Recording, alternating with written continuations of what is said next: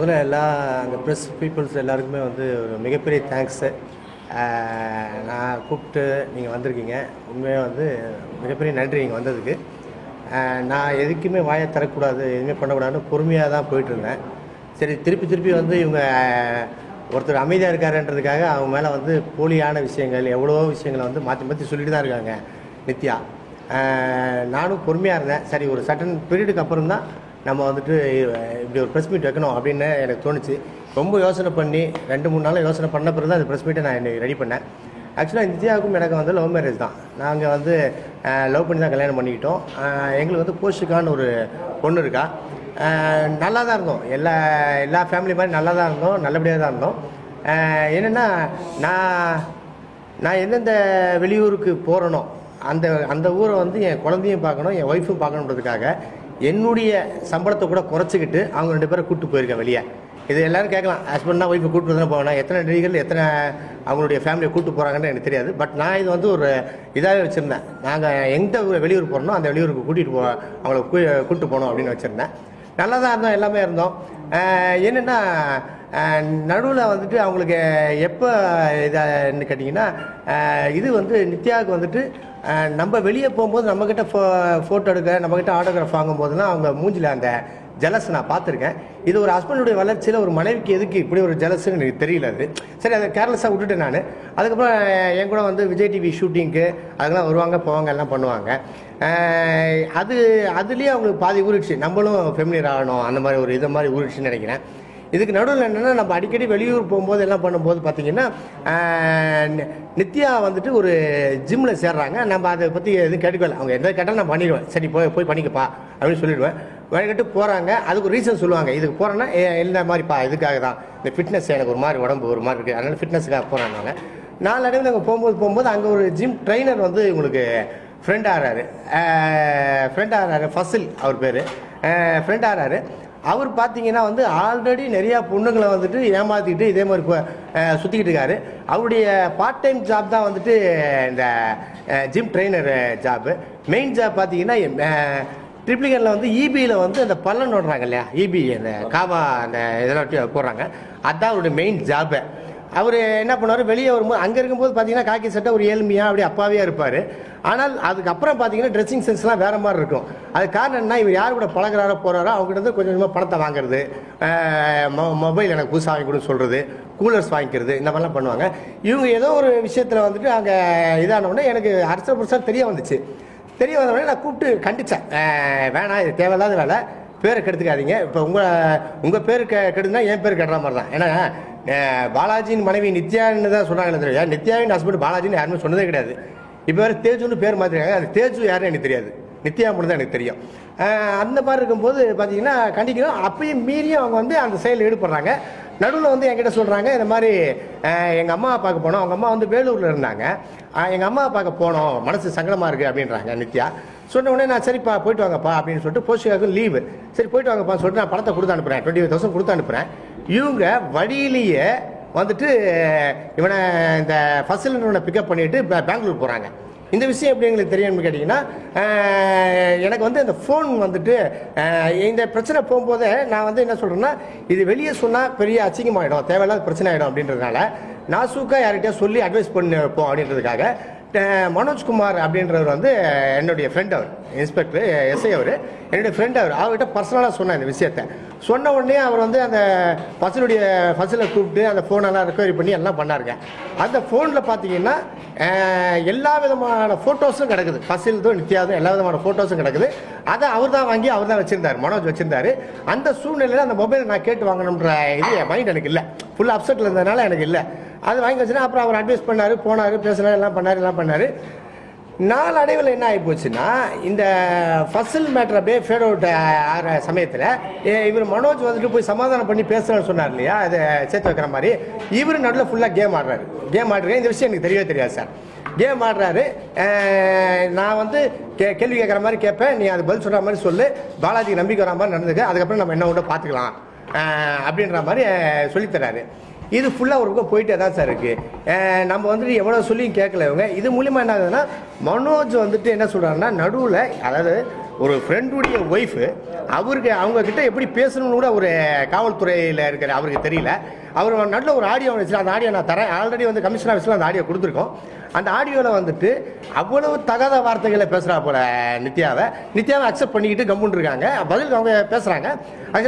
இந்த நாளடைவில் என்ன ஆச்சுன்னா இது ஏதோ ஒரு பிரச்சனையில் போய் முடிஞ்சு அந்த மொபைல்லையே அந்த வீடியோ கால்லையே அவர் வந்து பேசுகிறாரு. என்ன சொல்கிறாருன்னா, இந்த சிம் கார்டை வந்து என்கிட்ட கொடுத்துரு, இது வேற யார் பேர்லேயும் இருக்க மாதிரி நான் ஐடியா பண்ணுறேன், எனக்கு அந்த பவர்லாம் இருக்குது, நீ நான் வந்து பேசிக்கிறது யாருக்கு தெரிய வேணாம் அப்படின்னு சொல்லி இப்போ அதை தான் செயல்படுத்திக்கிட்டு இருக்காரு. 5 நம்பர் வாங்கி கொடுத்துருக்காரு. இதில் யார் பேசினாலும், என்னோட அட்வொகேட் என்கிட்ட பேசினாலும் இல்லை அட்வொகேட் நித்யா கிட்ட பேசினாலும் அடுத்த சமயத்தில் அவர் லைனுக்கு வராரு. நம்ம நித்யாவுக்கு எந்த நம்பரில் பேசுகிறோமோ அடுத்த நிமிஷம் அவர் லைனுக்கு வராரு. நீங்கள் எப்படி நித்யா கிட்ட பேசுறீங்க, யார் என்ன, நான் என்ன கேட்குறேன்னா ஹெல்ப்னு கேட்டால் முடிஞ்சா பண்ணு, இல்லைன்னா போயிடு. காவல்துறை மேலே பெரிய மரியாதை இருக்குது, எல்லாமே இருக்குது எனக்கு. காவல்துறையில் இன்னும் நிறைய நண்பர்கள் எனக்கு என்ன இருக்காங்க, இப்பயும் இருக்காங்க. அவங்களே சொல்கிறாங்க, இவர் வந்து எங்கள் டிபார்ட்மெண்ட்டுக்கு எங்களுக்கு கேவலம் பலாச்சு அப்படின்னு சொல்லிட்டு அவங்களே சொல்கிறாங்க. அப்படி இருக்கும்போது இவர் ஃபுல்லாகவே எடுத்துக்கிட்டு இன்னைக்கு என் குடும்பம் நான் மன உளைச்சலுக்கு ஆளாக இருக்கிறேன். இவ்வளவுத்துக்கும் காரணம் எஸ்ஐ மனோஜ்குமாரும் ஃபசிலும் அவங்க கூட சேர்ந்துக்கிட்டு வராங்க. நித்யா வந்துட்டு ஏன் வந்துட்டு மனோஜுக்கு அவ்வளோ இது பண்ண தெரியல. எனக்கு தெரிஞ்சு மனோஜ் அந்த மொபைலில் அவங்ககிட்டையும் கொடுக்கல, யார்கிட்டையும் கொடுக்கல. அவருக்கு வந்து எப்பயுமே வந்து அந்த இந்த இதெல்லாம் ஜாஸ்தி அவருக்கு.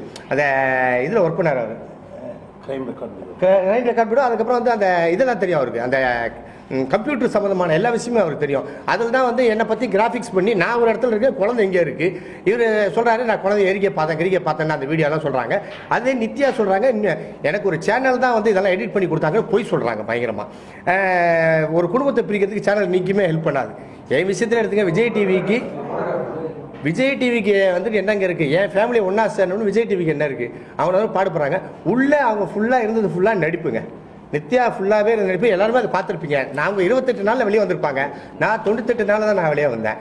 அவங்க வந்து என்னென்னா ஃபுல்லாகவே உள்ளே நடிச்சுக்கிட்டு இது பண்ணிக்கிட்டு உள்ளே வந்து வாய் கூசாமல் மனோஜ் அண்ணான்றாங்க. எப்படி மனோஜ் அண்ணான்னு கூப்பிட்றாங்க தெரியல. ஒரு பேட்டியில் போலீஸ் நண்பர், ஒரு இதில் வந்து அண்ணா.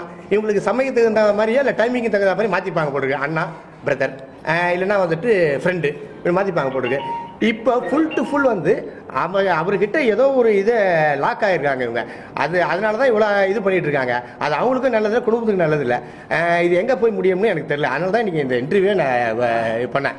இன்னொரு விஷயம் என்னென்னா, இவங்க வந்து அந்த ஃபேமிலி ஃப்ரீஸ் ரவுண்டுன்னு ஒன்று இருக்கும் விஜய் டிவியில், அந்த பிக் பாஸில். அதில் வந்து குழந்தைய மட்டும்தான் உள்ளே விடணும், குழந்தை மட்டும்தான் போய் பாலாஜியை பார்க்கணும் அப்படின்னு சொல்லிட்டு அந்த டீம் சொல்லியிருக்காங்க. 2ஆம் டீம் விஜய் டிவி டீம் சொல்லியிருக்காங்க. ஆனால் இவங்க வெளியே வந்து 1 hour சண்டை போட்டிருக்காங்க எல்லாருக்கிட்டையும். இல்லை கூட நான் போவேன் அப்படின்னு சொல்லிட்டு சண்டை போட்டு தான் உள்ளே வந்தாங்க. உள்ளே வந்தவுடனே அவங்களுடைய இது ஃபுல்லாக தெரிஞ்சு போச்சு. 28 நாளில் வெளியே வந்த உடனேயே இவங்க பேட்டி கொடுக்காங்க, நான் பாலாஜியோட சேர மாட்டேன்னு சொல்லிட்டு. இன்னொரு விஷயம், தெளிவான விஷயம் எல்லாருக்கும் சொல்லிடுறேன். பிக் பாஸ்லேருந்து வெளியே வந்து நான் எங்கள் அம்மா வீட்டுக்கு தான் போனேனே தவிர, எங்கள் அம்மா வீட்டில் தான் இருக்கேனே தவிர அங்கே அவங்க வீட்டுக்கு நான் போவே இல்லை சார். இப்போ கூட ஃபால்ஸ் கம்ப்ளைண்ட் தான் கொடுத்துருக்காங்க, அது போலீஸ் ஸ்டேஷன்ல சொல்லிட்டாங்க. நான் வீட்டுக்கிட்ட போனேன், அடிச்சேன். அந்த ஐயனாளர்கள் சொல்கிறாங்க, அந்த வீட்டுக்கு நான் போய் 2 வருஷம் ஆகுது சார். அப்படி இருக்கும்போது நான் எப்படி போவேன்? நினச்சா நம்ம போக முடியும், நான் வேணான்ட்டேன். ஏன்னா இப்படி ஒரு கரப்டட் மைண்ட் இவங்களுக்குள்ளே இருக்குது. அதனால பிக் பாஸ் முடிஞ்ச பிறகும் இவங்க வந்து போஷிக்காவை என்கிட்ட காட்டல, ஓடி பேசல. அவங்க சொன்னதெல்லாம் பொய். அதாவது வந்து நான் குழந்தைய பார்க்கணும்னு சொன்னேன், அது சொன்னேன் ஃபுல்லாக போய் சார். குழந்தைய நான் பார்க்க விடல. பர்த்டே அன்னைக்கு வரேன்னாங்க, போஷிகா பர்த்டே அன்னைக்கு மார்னிங் ஃபோன் பண்ணி நான் வரல, எனக்கு கொஞ்சம் வேலை இருக்கு, எனக்கு கேஷ் மட்டும் கொடுத்து விடு அப்படின்னாங்க. ஒரு வாரத்தில் பிக் பாஸ் வந்து வந்த அந்த ஒரு வாரத்தில் நான் அவங்களுக்கு 60,000 ரூபா வந்துட்டு என்னுடைய தெரிஞ்ச பையன் அவர் வந்திருக்காரு, அவரும் இங்கே வந்திருக்காரு, அவர் மூலியமாக கொடுத்து அனுப்புகிறேன். நான் கூட போகல, அவர்கிட்ட தான் பணத்தை கொடுத்து அனுப்புகிறேன். அவர் போய் கொடுத்து வராரு. ஒரே ஒரு விஷயம்தான், பிக் பாஸ்லேருந்து வந்த பிறகு ஒரு மணி மைண்டடாக தான் என்கிட்ட பேசுகிறாங்களே ஒழிய வேறு எதுவுமே பேச மாட்டேன்றாங்க. அது பண்ணல இது பண்ணல அப்படின்லாம் சொல்கிறாங்க.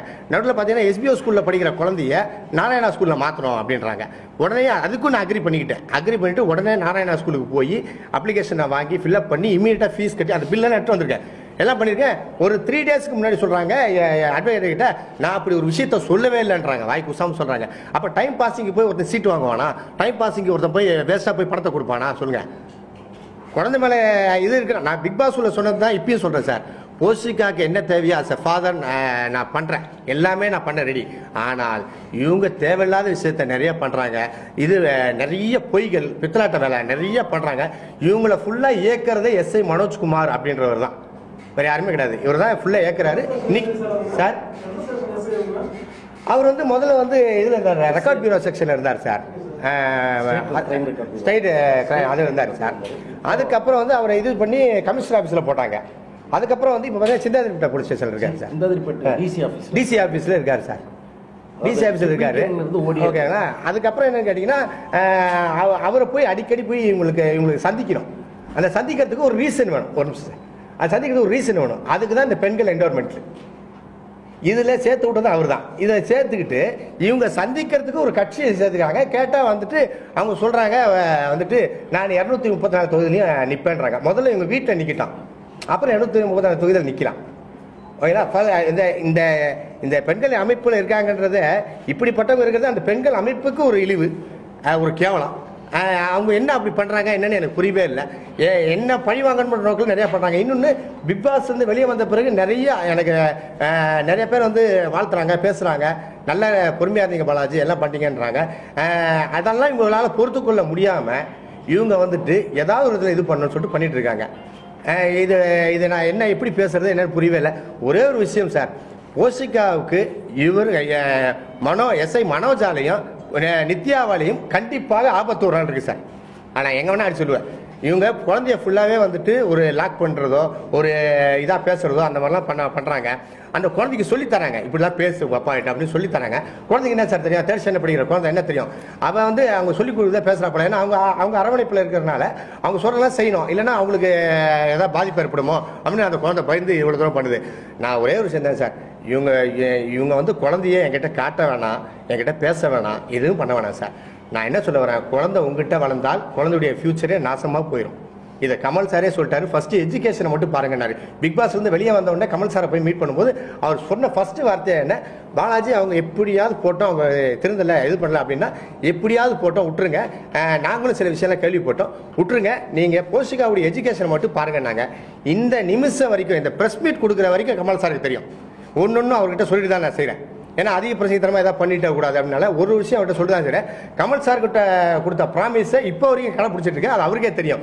எவ்வளோ பார்ட்டி போகிறேன், நான் ட்ரிங்க் பண்ணேன்னாங்க தைரியமாக, நான் இப்போ டாக்டருக்கு வரேன், என்னை செக் பண்ண சொல்லுங்கள், என்னை தாராளமாக செக் பண்ண சொல்லுங்கள். அதான் சொல்லுங்கள் சிஸ்டர், உங்ககிட்ட நான் 2 வருஷமாக அங்கே போகிறதே கிடையாது. நான் எப்படி, அதாவது அந்த வீடு நான் கட்டின வீடு சிஸ்டர். ஃபஸ்ட்டு நான் பண்ண மிகப்பெரிய தப்பை வந்துட்டு நித்யாவுக்கு அவங்க அப்பா கொடுத்த இடத்துல நான் வீடு கட்டின பாருங்க, அதே என்னுடைய முதல் தப்பை.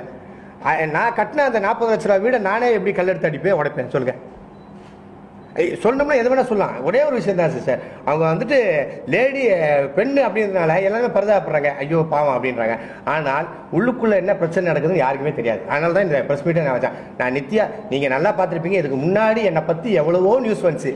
நான் ஒரு பத்திரிக்கையில் ஏதாவது பேட்டி கொடுத்துருக்கேன் நீங்கள் சொல்லுங்கள் பிரதர், நான் ஏதாவது இது வரைக்கும் பேட்டி கொடுத்துருக்கேன்? எதுலையுமே இது வரைக்கும் நான் பேட்டி கொடுத்ததே கிடையாது சார். நீங்கள் நான் ஏன் பேட்டி கொடுக்குறேன்னா, எனக்கு போஷிகாவுக்கு பாதுகாப்பு கிடையாது சார்.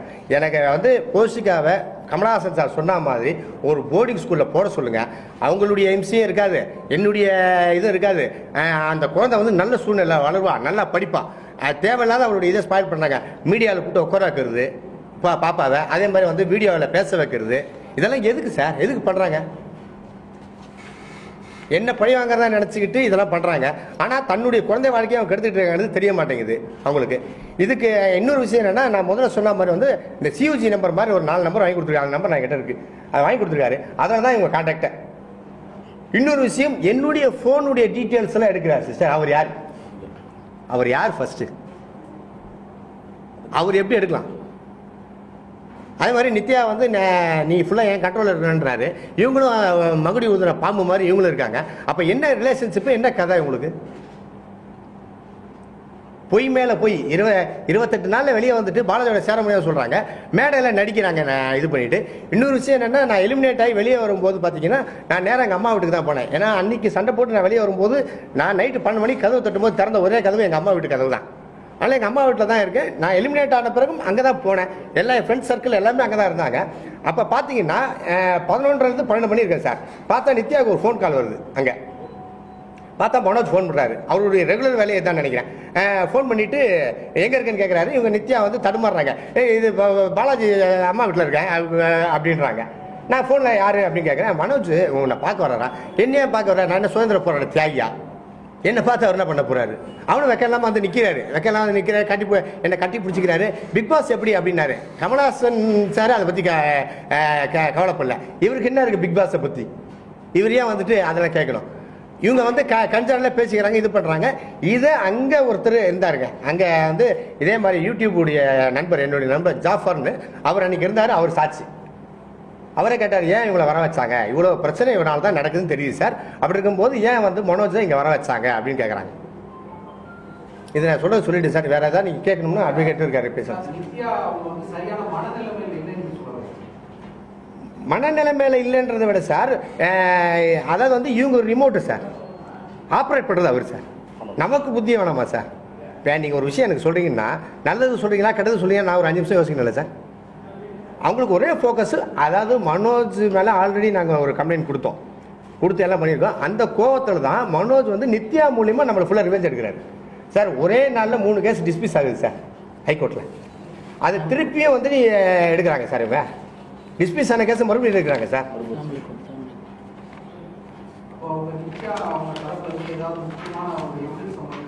நூறு சதவீதம் இருக்குது சார். அதான் சொன்னேன், அந்த ஜிம் ட்ரைனர் கிட்ட அந்த வாங்கின மொபைல் அதை அவர் வந்து ஏதோ ஒரு இதில் லேப்டாப்பில் ஏதோ போட்டுருக்காரு.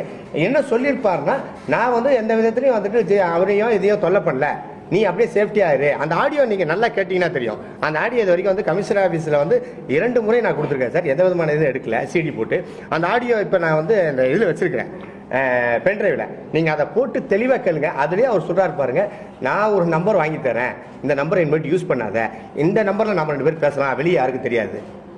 ஒரு குடும்பத்தை அழிக்கிறதுக்கு இவ்வளவு திட்டமா போடுவார் காவல்துறை இருந்துகிட்டு சார். ஆமாம் சார், குழந்தையுடைய நலன் கருதி தான் சார், மெயினாக பொண்ணு தான் சார் ஃபோக்கஸ். அவங்களுக்கு ஒரே ஒரு விஷயம் என்னன்னா, போஷிக்கா என்னுடைய பலவீனம், அதை வச்சு இவங்க ஏதாவது பலன்னு கூட பலம் சார், அதை வச்சு எப்படியாவது பாலாஜி இது பண்ணலாம் தான் டார்ச்சர் பண்ணலாம். ஒரு வாட்டி என்னுடைய தீர்வு ஒரே ஒரு இல்லை சார், எனக்கு வந்துட்டு டிசிஷன் வந்துட்டு இவங்க திருந்துறதுக்கு நிறைய சான்ஸ் கொடுத்தாங்க சார். திருந்துற மாதிரி இல்லை சார். எனக்கு ஒரே ஒரு விஷயம் தான் சார், அவர் பிரதர் கேட்ட மாதிரி ஒரே ஒரு விஷயம் தான். என்னன்னு கேட்டிங்கன்னா, பாப்பாவை போர்டிங் ஸ்கூலில் போகிறத விட மிகச்சிறந்த அட்வைஸ் வேறு எதுவுமே கிடையாது சார். இது நித்யா கிட்ட நான் பிரிக்கணுன்றதுக்காக பேசலாம், எதுவும் பேசல. குழந்தையுடைய லைஃபே ஸ்பாயில் ஆகுது சார். ஸ்கூல்லேருந்து 2-3 கம்ப்ளைண்ட்டாக வருது சார், ரெகுலராக ஸ்கூலுக்கு வரது இல்லைன்ட்டு. ஸ்கூலுக்கே வரது கிடையாது. வேன் டிரைவர் சொல்கிறாரு, வரமாட்டேங்கிறாங்க சார். நம்ம என்ன சார் பண்ணுறது? ஏன்னா நாளை பின்னு நீங்கள் என்ன கேள்வி கேட்டுருவீங்க.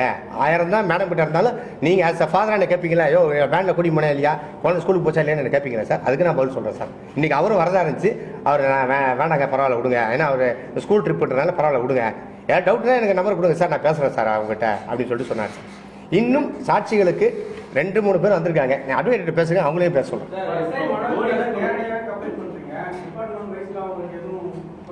அதான் சார், அதான் ஆல்ரெடி எஸ்ஐ மனோஜ் மேலே 27/9/2017 கம்ப்ளைண்ட் கொடுத்து எல்லாருக்கும் அனுப்பிச்சிருக்கோம். டிஜிபிலேருந்து ஹோம் செக்ரட்டரியிலேருந்து எல்லாத்துக்கும் அனுப்பிச்சிருக்கோம். எங்களை கூட, அது பாலாஜியை கூப்பிட்டு கூட விசாரிக்கல, ஒன்றுமே பண்ணது, அப்படியே ஸ்டாண்ட்ஸில் தான் இருக்குது. நான் ஒன்றுமே டிபார்ட்மெண்ட் ஆக்ஷன் கூட இல்லை, அது ஒரு கிரிமினல் ஆக்ஷன் கூட வேணாம், டிபார்ட்மெண்ட் ஆக்ஷன் கூட இல்லை.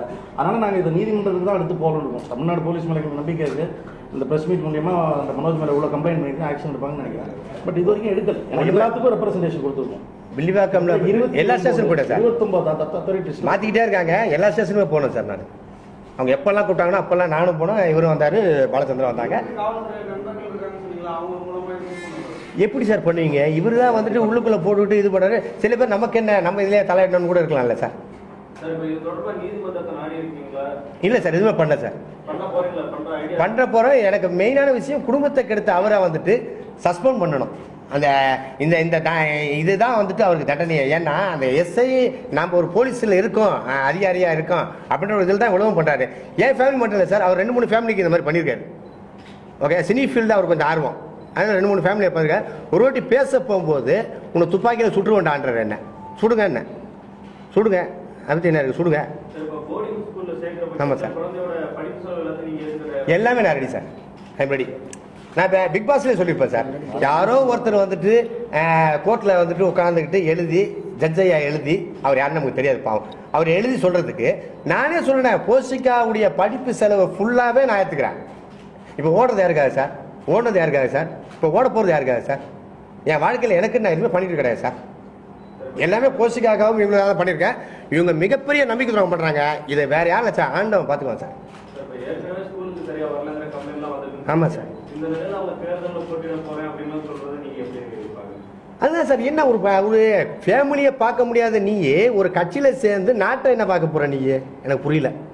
ஃபர்ஸ்ட் ஆஃப் ஆல் உனக்கு அரசியலை பற்றி என்ன தெரியும்? நிறைய பேர் கேட்கலாம் அவங்களுடைய வளர்ச்சியில் உங்களுக்கு பொறாமையோன்ட்டு.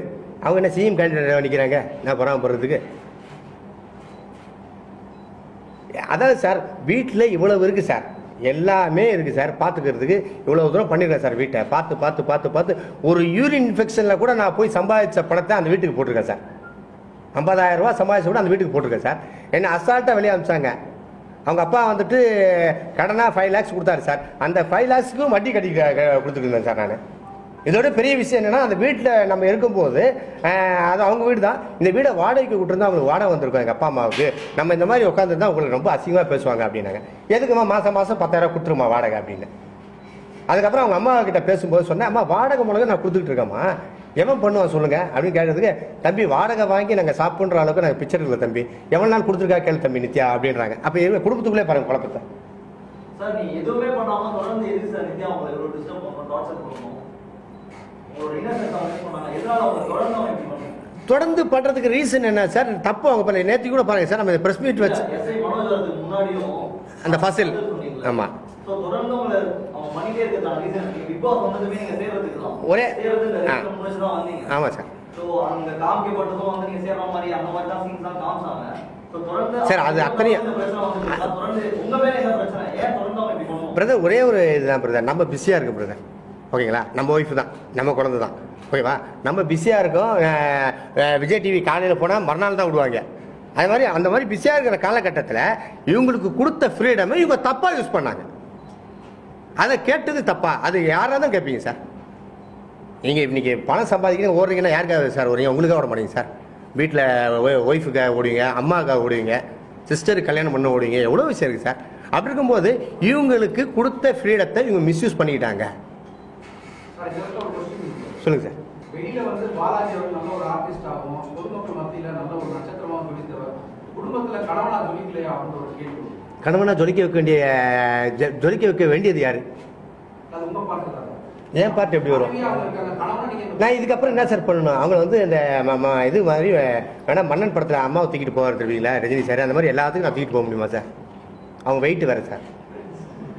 இப்போ நீங்க அந்த கணவனா உங்களுடைய மனைவிக்கு சொல்ல வர என்ன சார்? இது வான் பண்றீங்களா? வான் பண்றேன் சார். குடும்பத்தை வந்துட்டு இவங்க ஃபுல்லாவே காலி பண்ணணும்னு ஒரு டீம் அலையுது. நித்யா பின்னாலும் ஒரு டீம் இயக்குது. அது வந்து அவங்க சேர்ந்துருக்கிற அந்த கட்சியில் இருக்கிறவங்களும் ஒரு காரணம், மெயினாக மனோஜ் ஒரு காரணம். இது மூலயமா நிறைய ஃப்ரெண்ட்ஸ் இருக்குது சார். இப்போ நீங்கள் என் கூட பழகுறீங்க அப்படின்னா நான் 2-3 ஃப்ரெண்ட்ஸ் இன்ட்ரடியூஸ் பண்ணுறேன்னா அவங்க நல்லவங்களா இல்லையான்னு சூஸ் பண்ணி பழக வேண்டியது உங்களுடைய பொறுப்பு. நீங்கள் இன்ட்ரடியூஸ் பண்ண ஆனால் தான் பழகினேன் அப்படின்னா இவங்க விஷம் கூட கொடுப்பாங்க, வாங்கி குச்சிருவேன். நீங்கள் அவங்களுக்கு தெரிய வேணாமா? அவனுக்கு ஆண்களை விட பெண்களுக்கு தான் சார் இவன் ரைட் பர்சனா ராங் பர்சனான்றது கண்டுபிடிக்கக்கூடிய ஆட்கள் இருக்கு. அது கூட உங்களுக்கு தெரிய மாட்டேன்.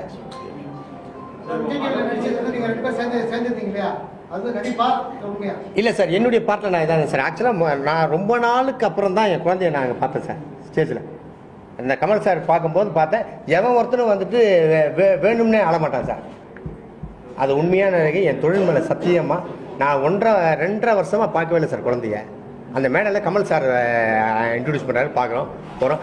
நீங்கள் அந்த வீடியோ கூட எடுத்து பாருங்கள். குழந்தைகிட்ட என்னை காட்டுறதுக்கு முன்னாடி கேட்டிருப்பாரு கமல் சார், நீ யாரை பார்க்கணும்னு ஆசைப்படுறன்றதுக்கு அந்த குழந்தை டேடின்னு இருக்கும். 100% அதில் எந்த மாறுதலும் கிடையாது. அது இருக்குது சார், அது இருக்குது சார். அதாவது இதில் என்னென்னு கேட்டிங்கன்னா சார், ஒரு தடவை போடுறோம், அந்த ஆடியோவை கொடுக்குறேன் சார். அந்த ஆடியோவை வந்துட்டு எங்களை எங்கெங்கெல்லாம் அலைய விட்றாங்கன்னா, என்னைய சார் எங்கெங்க அலைய விட்றாங்கன்னா விழியாவகம் ஸ்டேஷனுக்கு போக சொல்கிறாங்க. அங்கே ஏசி ஜெய்சிங்னு இருக்காரு. அவர் எல்லாத்தையும் பார்த்தாரு. அந்த வாய்ஸ் பார்க்குறேன், அது பார்க்குறேன், இது பார்க்குறேன்னாரு. அவங்க முன்னாடியே அவர் முன்னாடியே வந்து நித்யாவும் மனோஜும் வந்துட்டு நான் எந்த வாய்ஸே கிடையாது அப்படின்றாரு. இவர் அதை பற்றி எதுவும் கண்டுக்கவே இல்லை. ஏய் சார் அவர் தான் கிளம்பி போட்டார், வெளியே போயிட்டார். அங்கே வந்துட்டு இப்படி ஒரு இது சார். அதாவது விசாரணைக்கு நான் எந்த தப்பும் பண்ணாத நான் 6 மணிக்கு போகிறேன். இவ்வளவு வேலையும் காட்டிட்டு தில்லாலங்கடி வேலையை காட்டிட்டு எஸ்ஐ மனோஜ்குமார் வந்து 9 மணிக்கு வராரு. 8:45 தான் ஜெய்சிங் உள்ள வராரு. 100% சார், 100% சார். இது வந்து யாருன்னு கேட்டிங்கன்னா இவர் ஏசி நம்ம ஜெய்சிங் சார், அப்புறம் எங்கள் ட்ரிப்ளிகன் ஏசி முன்னாடி ஒருத்தர் இருந்தார் ஆரோக்கிய பிரகாசம்னு, அவர் வந்து மனோஜுக்கு வந்து ரொம்ப க்ளோஸ். அவருக்கு எங்கள் பிரச்சனை நல்லாவே தெரியும், இந்த ஜிம் ட்ரைனர் பிரச்சனை எல்லாமே அவருக்கும் தெரியும், அவருக்கும் இந்த விஷயம் எல்லாமே தெரியும். ஓகே, அவரோட சப்போர்ட்டு. அதுக்கப்புறம் பார்த்தீங்கன்னா இவர்கிட்ட கொடுத்தோம், அண்ணா நகரில் வந்து டாக்டர் சுதாகர் சார் அவர்கிட்டயே கொடுத்து விசாரணை பண்ணோம். அவர் விசாரிப்பாங்க பாலாஜி, அது பண்ணாங்க அவ்வளோதான். அது கிடத்துல போட்ட கல் சார். நான் என்ன சொல்லுவேன், நான் தப்பு பண்ணது பாலாஜி இருந்தால் கூட தண்டனை கொடுக்கணும் சார். அவன் நடிகர் 10 பேர் சிரிக்க வைக்கிறான், அதான் செகண்டரி. பாலாஜி தப்பு பண்ணானா தண்டிங்க, நான் ரெடி. ஆனால் மனோஜ்குமார் இவ்வளோ பண்ணியும் அவங்க எந்த விதமான ஆக்ஷன் எடுக்கலாம் தான். ஏன் சார் இவ்வளோ எதுக்கு சார் டிசி சார் சொல்லி நாங்கள் போயிட்டு இவரை பார்த்து வரோம் சார், கமிஷனர் சாரை எது வாய்ஸ் டெஸ்ட்டுக்கு அனுப்பல, எது அனுப்பல, எந்த விதமான ஆக்ஷன் எடுக்கல சார். கமிஷனர் ஐயா வந்து எங்களை உட்கார வச்சு பேசுறாரு, அவ்வளோதான். நாங்கள் நீங்கள் என்ன பேசுங்க, ஒரு உயர் அதிகாரிகிட்ட வந்துட்டு நம்ம சண்டை போட முடியுமா சார்? நான் கண்ணீர் மலைக்கு சொல்கிறேன். இவர் ஐஎஸ் திருநாவுக்கரசு அண்ணங்கிட்ட நாங்கள் 2 பேரும் உட்காந்து பேசும்போது அண்ணங்கிட்ட கண்ணில் கண்ணீரோட சொல்கிறேன், ஃபேமிலியே அப்படி ஆகிட்டு இருக்குண்ணே, பாருங்கண்ணே, ஃபேமிலியே கெடுத்துட்டு இருக்கா போனேன்னு. இப்போ சொல்லி இவங்க ஆக்ஷன் இருக்குன்னா அப்போ இவங்க டிபார்ட்மெண்ட்டில் இருக்கிற ஒருத்தர் இது பண்ணால் இவங்க எதுவும் பண்ண மாட்டாங்களா? சொல்லுங்க. அது நித்யாவை தான் கேட்கணும். ஆமாம் சார். அந்த லாபம் என்னது, அதான் நான் சொல்ல சொன்னேன், அதை நித்யாவை தான் கேட்க மாட்டேன். ஏன்னா ஒரே ஒரு விஷயம் என்னென்னா, மனோஜ் சார் வந்து டைவர்ஸ் சார், அவங்களும் போலீஸ் தான் இருந்தாங்க, சிஸ்டரும் அவங்க ஒய்ஃபும். அவங்க ஏதோ ஒரு இதில் அவங்க டைவர்ஸ் அவர் கொடுத்த இதில் கூட அதான் போட்டிருக்காரு, இந்த மாதிரி வந்து இதனால தான் நான் வந்து தொழிலில் ஃபுல்லாக சின்சியராக அதனால ஒய்ஃப் என்னை டைவர்ஸ் பண்ணிட்டாங்க அப்படின்றாரு.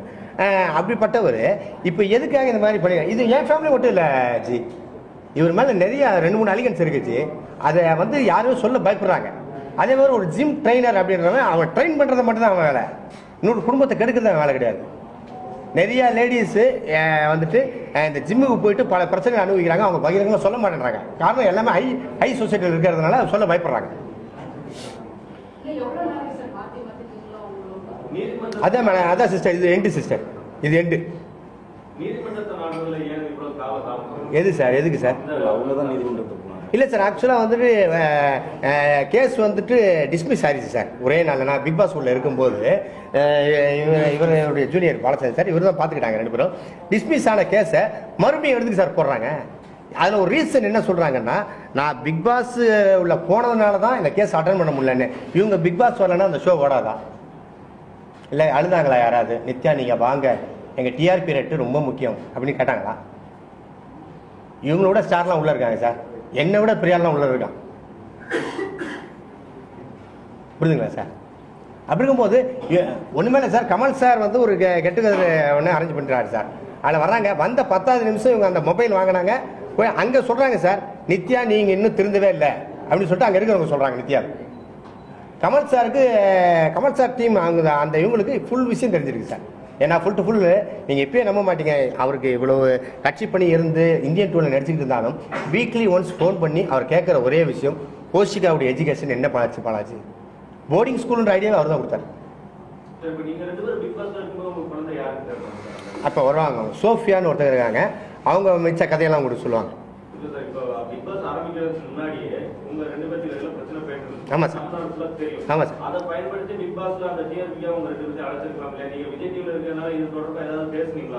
டிஆர்பி நடக்கிற மாதிரி எதுவுமே இல்லையா சார்? ஆக்சுவலாக டிஆர்பி கொடுத்த வந்து ஐஸ்வர்யா தான் சார், ஏன்னா குப்பையை கொட்டாங்கல்ல.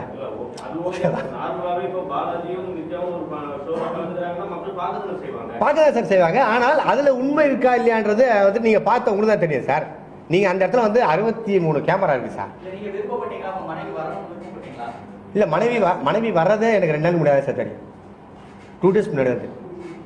ஏன்னா சொன்னால் நான் எதாவது சொல்லுவேன், இல்லை நான் அவாய்ட் ஆவேன் அப்படின்னு நினைச்சாங்க.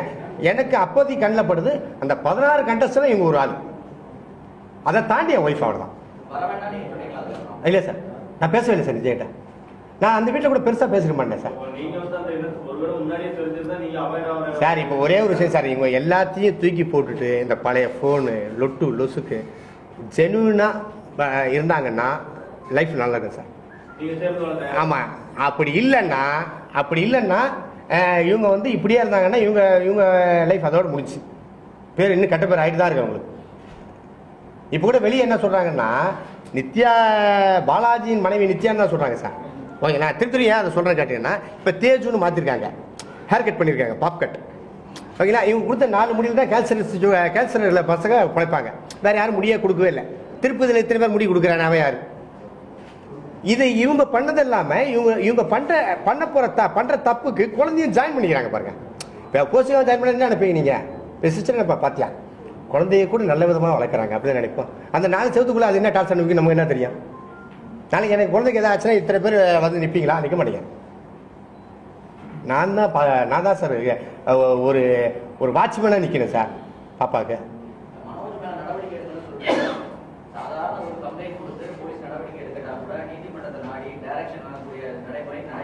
இருக்கு சார். இல்லை என்னாச்சுன்னா இப்போ 2 பேரும் திருப்பி சேர்ற மாதிரி இருந்துச்சு பிக் பாஸ். அதனால ஆக்ஷன் எடுக்காமல் இருந்தோம். பட் இவங்க என்ன இப்போ பார்க்கும்போது தான் தெரியுது, மனோஜ் மேலே ஒரு வாய்ஸ் டெஸ்ட்டு கூட இருக்குது. ஒருத்தன் பனிஷ் பண்ணணும்னு நினச்சா சஸ்பெண்ட் பண்ணி பண்ணலாம், இல்லை ஒரு சார்ஜ் கொடுக்கலாம். இருக்கிறவரை கொண்டாந்து சிட்டிக்குள்ளே கொண்டாந்து சிட்டிலேயே இருக்கிற முக்கியமான ஒரு ட்ரிப்ளிகேன் டிசி கீழே ஒரு கேம்ப் ஆஃபீஸில் அதனால் இல்லை ஒருத்தரை பனிஷ் பண்ணணும்னு இல்லை இல்லை நீதிமன்றத்தை டெஃபினட்டாக தமிழ்நாடு போலீஸ் பாருங்க கிட்டத்தட்ட ஒரு 22 ரெப்ரஸன்டேஷன் கொடுத்துருக்கேன் எல்லா ஜேசிசி. யாராவது ஒருத்தவங்க அக்காலஜ்மெண்ட் கூட வந்துருச்சு, அக்காலஜ்மெண்ட் கூட வந்துருச்சு எனக்கு. ஏன்னா கூப்பிட்டு யாருமே என்கொயரி பண்ணது ஒரு கூப்பிட்டு அவரை வந்துட்டு அட்லீஸ்ட் இது பண்ணிதான் கூட நீங்க சஸ்பெண்ட் பண்ணிதான் கூட ஒரு பயம் வந்திருக்கு சார். காப்பீஸ் தான் ஏன் பண்ணல ரெப்ரஸன்டேஷன்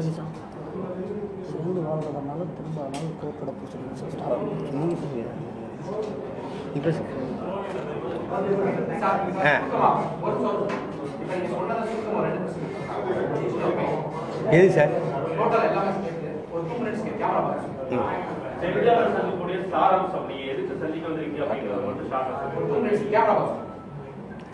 இன்னைக்கு வந்து இந்த குழந்தை வந்து அவங்கக்கிட்ட வளர்ந்தால் அது நல்ல விதத்தில் வளராது, அது ஃபுல்லாகவே அதோடைய ஃப்யூச்சரே ஸ்பாயில் ஆகிடும். ஒன்று. இன்னொரு விஷயம், மனோஜ் அப்படின்றவர் வந்து எஸ்ஐ வந்துட்டு எங்கள் குடும்பத்தில் ரொம்ப தலையீடு ஜாஸ்தியாக இருக்குது. அவர் தான் ஃபுல்லாகவே நித்யா வந்து கண்ட்ரோல் பண்ணுறது, பேசுகிறது எல்லாமே. நித்யா பற்றின ஏதோ ஒரு விஷயம் அவர்கிட்ட இருக்கிறனால தான் நித்யா பயப்படுறாங்க. இதுக்கப்புறமா நித்யா வந்துட்டு நடிக்க தான் செய்வாங்க, உண்மையாக இருக்க மாட்டாங்க, வாழ்க்கையில் நடிச்சு தான் இருப்பாங்க.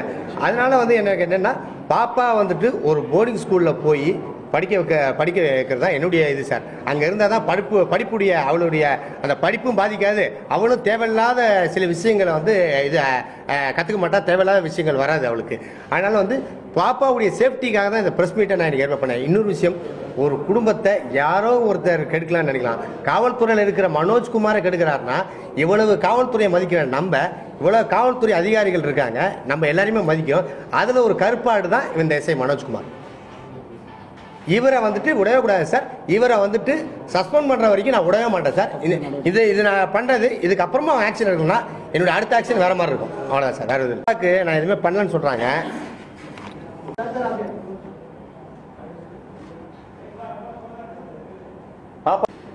பணம் கட்டினா தான் கொடுப்பாங்க. அதுக்கப்புறம் இவங்க வந்து இந்த நாராயணா ஸ்கூலில் சேர்க்கணும் பாப்பாவை, இந்த ஸ்கூல் வேணாம் அப்படின்னாங்க. இம்மீடியட்டாக போய் நாராயணா ஸ்கூல் அப்ளிகேஷன் வாங்கினதுக்கான பில்லு, இம்மீடியட்டாக ஃபீஸ் பில் 40,000 கட்டிருக்கேன் சார். பேலன்ஸ் இன்னும் 90,000 கட்டணும்.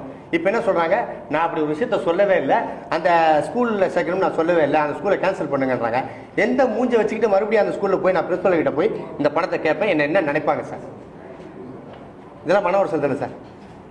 இது உண்மையாகவே வந்துட்டு எங்கேயோ கீழே கிடந்த பேப்பர் எடுத்து வரல, இது வரல, நம்ம உழைச்ச துட்டு நம்ம போய் கட்டியிருக்கிறோம், நம்ம எவ்வளோ தூரம் பேசுவேன். நான் அப்போ கூட நித்யாவுடைய வார்த்தைக்கு மரியாதை கொடுத்து தான் சரிப்பா நாராயணா ஸ்கூலில் போய் கேட்குறேன்.